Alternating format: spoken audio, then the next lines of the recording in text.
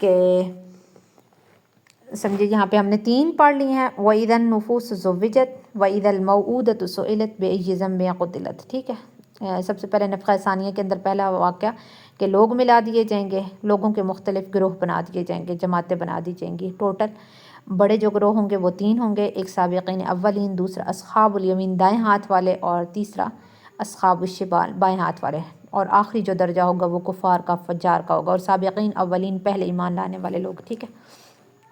اور وَإِذَا الْمَوْءُودَةُ سُئِلَتْ، جب زندہ درگور کیوں ہی لڑکی سے پوچھا جائے گا کہ بِأَيِّ ذَنبٍ قُتِلَتْ، کہ تو کس گناہ کے جرم میں قتل کی گئی ہے۔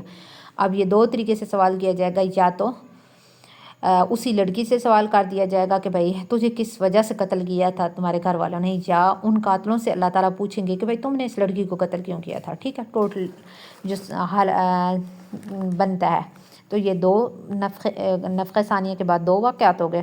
اور تیسرا ہے وَإِذَا الصُّحُفُ، اور جب نامہ اعمال نشرت اڑا دیے جائیں گے، پھیلا دیے جائیں گے، ٹھیک ہے، دونوں معنی کے اندر۔ کہ تیسرا حادثہ یہ ہوگا کہ بھائی جب انسان کے سامنے نامہ اعمال کھول کر رکھ دیے جائیں گے، اس کو کہا جائے گا کہ پڑھو، ٹھیک ہے۔ ہم لوگوں نے پڑھا ہاؤم اقرؤوا کتابیہ پچھلے پارے کے اندر، ٹھیک ہے، اس سے بھی پچھلے میں ہم نے پڑھا تھا۔ اور وَإِذَا السَّمَاءُ كُشِطَتْ، اور جب آسمان کشطت کھول دیا جائے گا، یا آسمان کی کھال اتار دی جائے گی، دونوں معنی میں پڑھ سکتے ہیں۔ تو چوتھا یہ حادثہ ہوگا کہ بھئی آسمان کو کھول دیا جائے گا، جس طرح ذبح کی ہوئی چیز کی کھال اتاری جاتی ہے، تو اس کا گوشت اور اندرونی جو اعضاء ہوتے ہیں، اندر والا جو جسم آتا ہے نظر آنے لگ جاتا ہے، تو اسی طریقے سے آسمان کی یہ کھال بھی اتار لی جائے گی۔ اوپر والی چیزیں جیسے جنت ہے، عرش الہی ہے، وہ سب کچھ نظر آئیں گے، ٹھیک ہے۔ اب بظاہر یہ حالت جو ہے نفخہ اولیٰ کے وقت ہوگی۔ آگے فرمایا وَإِذَا الْجَحِيمُ سُعِّرَتْ، کہ جب جہنم، وَإِذَا الْجَحِيمُ، اور جب جہنم سُعِّرَتْ بھڑکا دی جائے گی، ٹھیک ہے، بھڑکائی جائے گی، بھڑکا دی جائے گی۔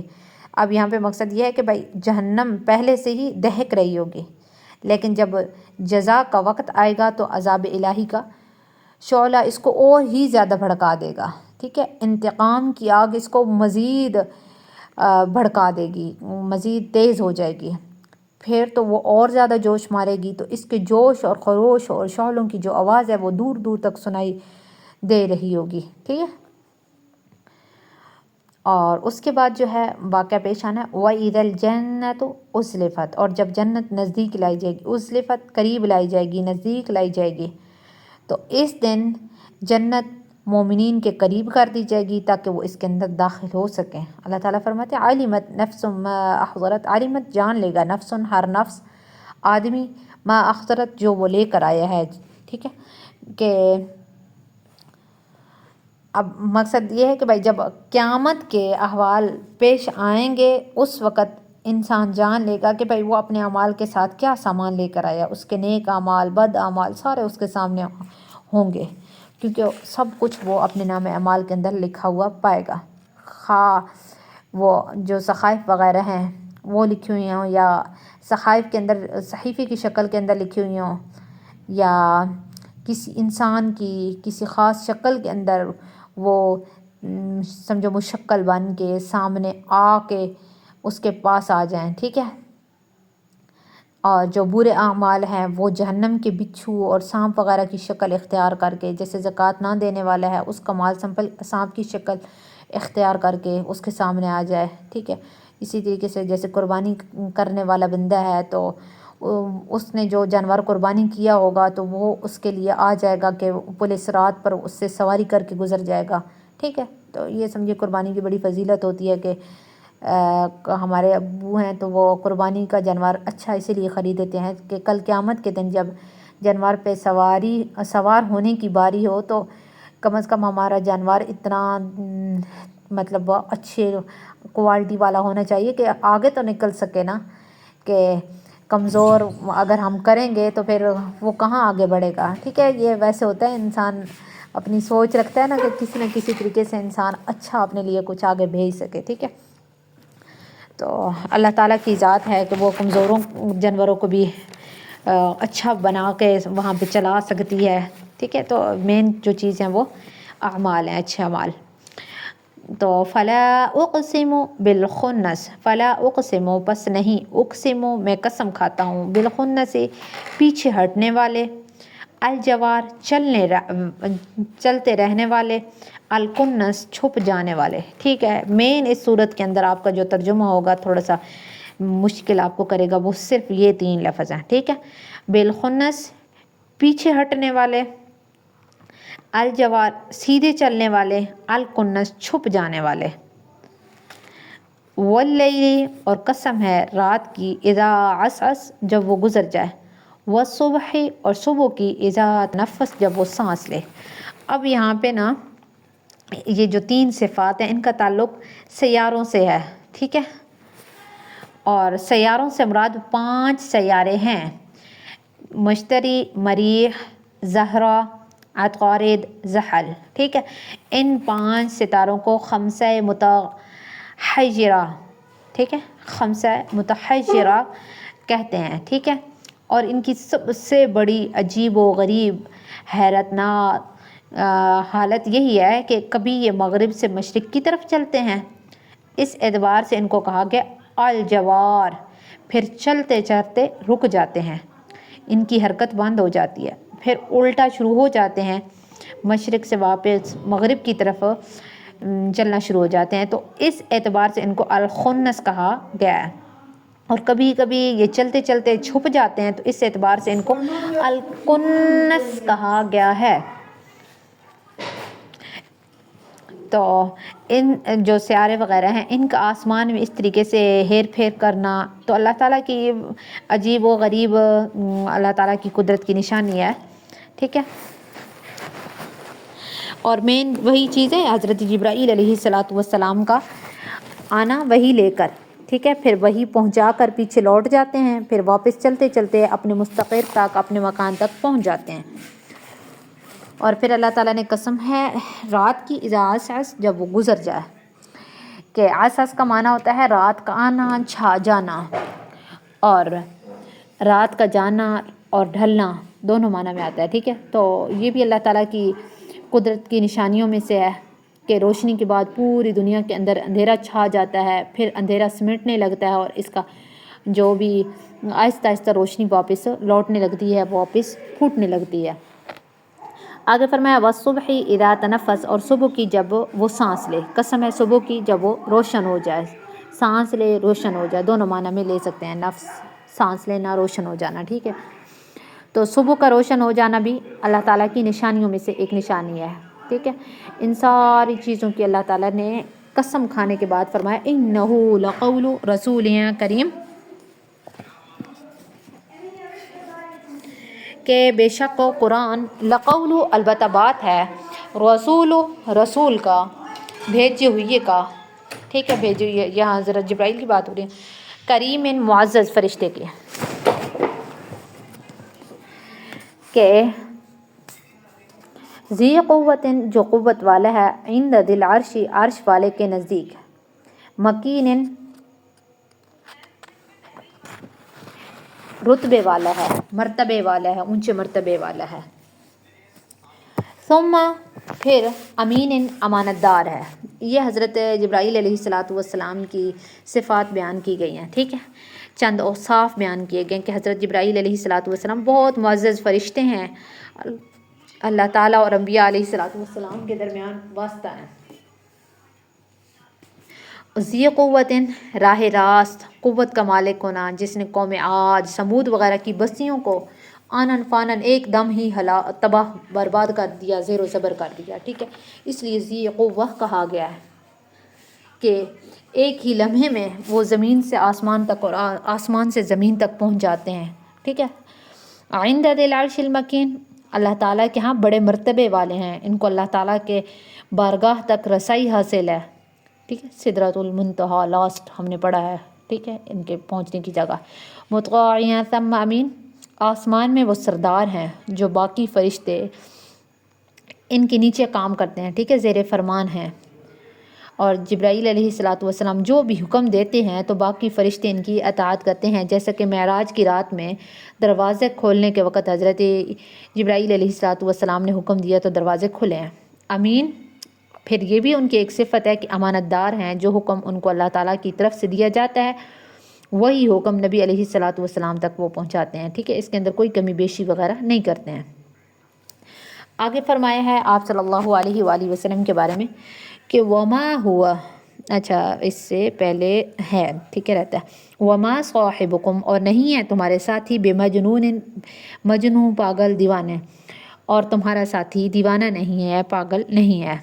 وَلَقَدْ رَآهُ، اور البتہ تحقیق دیکھا ہے انہوں نے اس کو، بالافق، آسمان کے کنارے میں، المبین، واضح، کہ یعنی البتہ تحقیق آپ نے حضرت جبرائیل علیہ الصلاۃ والسلام کو دیکھا ہے، ٹھیک ہے، آسمان کے کنارے میں۔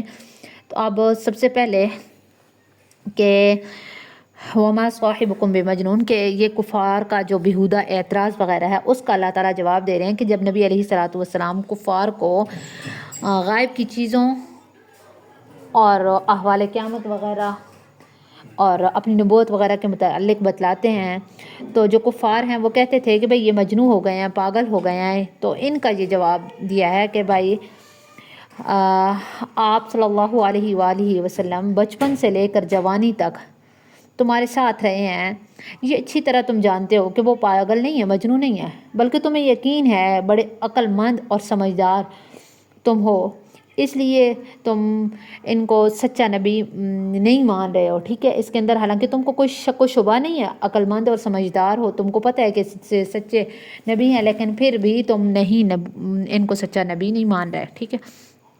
آگے فرمایا ہے اگلی والی کے اندر کہ کفار کا جو دوسرا اعتراض ہے اس کا جواب دیا ہے کہ نبی علیہ الصلاۃ والسلام کہتے ہیں کہ میرے پاس جبرائیل علیہ الصلاۃ والسلام فرشتے اللہ تعالیٰ کا کلام لے کر آتے ہیں، تو کیا محمد نے جبرائیل کو دیکھا ہے؟ تو اللہ تعالیٰ نے اس کا جواب دیا ہے، ٹھیک ہے، کہ ممکن ہے کہ وہ جبرائیل علیہ الصلاۃ والسلام نہ ہوں، یہ کہتے ہیں کہ بھائی کوئی شیطان ہو سکتا ہے ان کے پاس آتا ہو، یہ کلام سنا کر چلا جاتا ہو۔ اس اشکال کا اللہ نے جواب دیا ہے کہ محمد صلی اللہ علیہ وآلہ وسلم پر وحی لانے والے فرشتے حضرت جبرائیل علیہ الصلاۃ والسلام سے آپ سے اچھی طرح واقف ہیں، ٹھیک ہے، کیونکہ آپ صلی اللہ علیہ وآلہ وسلم نے ان کو اپنی شکل اور صورت میں آسمان کے مشرق میں دیکھا ہے، ٹھیک ہے، آسمان کے کنارے میں دیکھا ہے، اور دوزخ کے کنارے میں بھی دیکھا ہے، نہایت عظمت اور جلال کی صورت تھی، تو وہ پورے کنارے کو گھیرے ہوئے تھے۔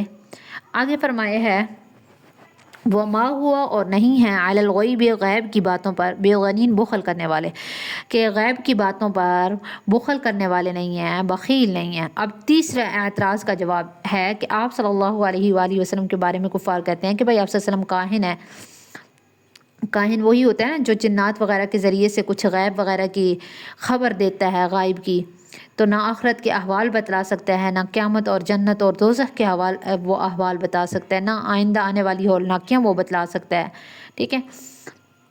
وہ دنیا کے اندر جو بھی پیش آنے والے واقعات ہیں ان کا حال بھی بیان نہیں کر سکتا، ایسی بے تکے بیان کرتا رہتا ہے، اپنے خیالات کے مطابق تکے لگاتا رہتا ہے، تو وہ بھی اس طرح کے ایک سچی ہوگی تو اس کی 100 جھوٹی ہو جائیں گی۔ تو آپ صلی اللہ علیہ وآلہ وسلم کی باتیں حالانکہ ایسی نہیں ہیں، بلکہ آپ صلی اللہ علیہ وآلہ وسلم جو باتیں بتلاتے ہیں وہ روز روشن کی طرح سچی ہوتی ہیں، اس لیے آپ صلی اللہ علیہ وآلہ وسلم کاہن نہیں ہیں، ٹھیک ہے۔ وما ہوا علی الغیب بضنین۔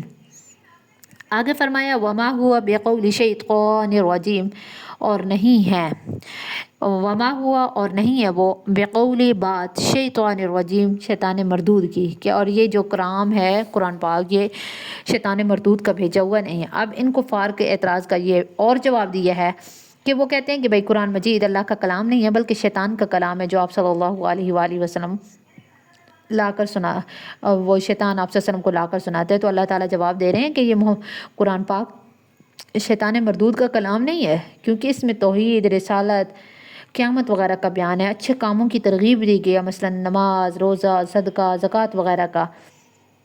اس کے علاوہ جو عبادات ہیں، عفت، پاکیزگی، سچائی وغیرہ کی تلقین کی گئی ہے، برے کاموں سے روکا گیا ہے، جیسے چوری ہو گئی، ڈاکہ، زنا، شراب، ظلم، تکبر، ٹھیک ہے۔ تو شیطان کا پھر ان نیک کاموں سے کیا واسطہ ہے؟ تو اس لیے معلوم ہے کہ یہ شیطان کا کلام نہیں ہے بلکہ اللہ رب العالمین کا کلام ہے۔ آگے اللہ تعالیٰ فرماتے ہیں فَأَيْنَ تَذْهَبُونَ، پس کہاں، تذہبون، تم جا رہے ہو، فَأَيْنَ تَذْهَبُونَ پھر تم کہاں جا رہے ہو؟ ان ہوا نہیں ہے یہ، نہیں ہے وہ، الا ذکر للعالمین مگر نصیحت ہے تمام جہان والوں کے لیے. کہ تم کہاں جا رہے ہو، کدھر جا رہے ہو، گناہ اور جہنم کے راستے پر کیوں جا رہے ہو؟ سچ کو پہچان لو، صداقت کا راستہ اختیار کر لو، سچائی کو اپنا لو. ٹھیک ہے. پھر یہ قرآن پاک تمام جہان والوں کے لیے نصیحت ہے. تو یہ قرآن پاک اپنے مضامین کے اعتبار سے، اپنی خوبیوں کے اعتبار سے، اپنی روحانی صفات اور خصوصیات کے اعتبار سے سارے جہان والوں کے لیے نصیحت ہے. تو ظاہر سی بات ہے نصیحت اس کے لیے ہوگا جو نصیحت حاصل کرنا چاہے. اگر لمن شاء اس کے لیے جو چاہے، منکم تم میں سے، ان یستقیم یہ کہ وہ سیدھا راہ پر چلے. کہ یہ قرآن پاک تمام جہان والوں کے لیے نصیحت ہے، لیکن اس کا نفع اسی شخص کو پہنچے گا، وہی شخص پائے گا جو اپنی اصلاح، اپنی روحانی نفسیاتی جو بھی نفسیات وغیرہ، نفسانی خواہشات وغیرہ ہوتی ہیں ان کو خود علاج کرنا چاہے. ٹھیک ہے. جس بندے کا ارادہ ہی نہیں ہے کہ قرآن پاک پڑھ کے، قرآن پاک کے ذریعے وہ اپنی اصلاح کرے گا، تو اس کو کیسے اصلاح مل سکتی ہے، کیسے اس کو نصیحت مل سکتی ہے؟ پھر اللہ تعالیٰ فرماتے ہیں وَمَا تَشَاءُونَ اور نہیں تم چاہو گے، إِلَّا مگر ان یہ کہ یشاء اللہ جو اللہ چاہیں، رب العالمین وہ تمام جہان والوں کے پالنے والے ہیں. کہ تم نہیں چاہ سکتے ہو مگر یہ کہ جو اللہ تعالیٰ یعنی جو تمام جہانوں کا مالک چاہے. کہ مطلب یہ ہے کہ اپنی اصلاح کا ارادہ وہی شخص کر سکتا ہے جس کو اللہ تعالیٰ چاہیں، جس کو اللہ تعالیٰ توفیق دے دیں. انسان کے بس کی بات نہیں ہے کہ انسان اس چیز کو اختیار کر لے. ٹھیک ہے. اس لیے اللہ تعالیٰ سب کو، ہم لوگوں کو توفیق عطا فرمائے. ٹھیک ہے. اور اس کے علاوہ میرے خیال میں صورت مکمل ہو گئی ہے. اگلی صورت پڑھانی ہے تو پڑھا دیتی ہوں. کیا خیال ہے؟